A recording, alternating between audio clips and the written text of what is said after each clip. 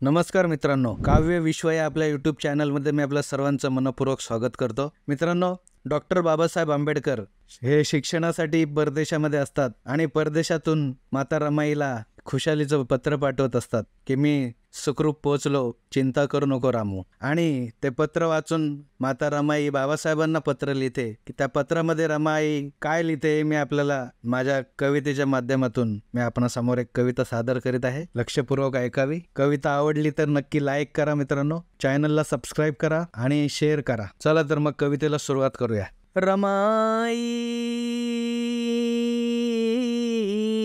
लिहिते तुम्हाला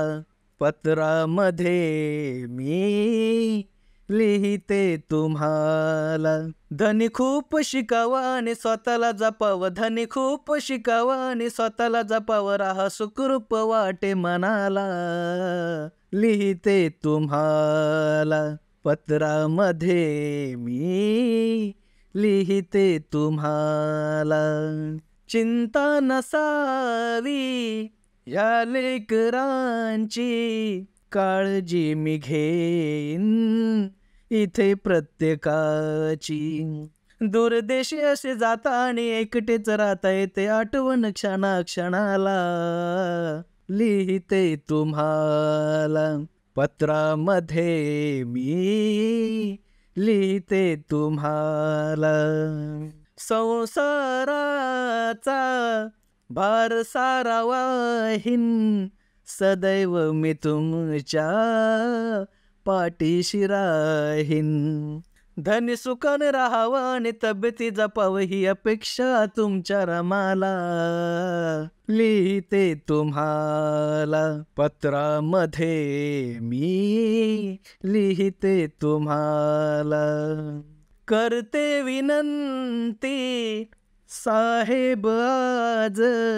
जेवण करावे वेळेवरती रोज, नाही जेवणाचे सुख जरी लागलेली भूक तिथे सांगल तरी कुणाला, लिहिते तुम्हाला पत्रामध्ये मी लिहिते तुम्हाला,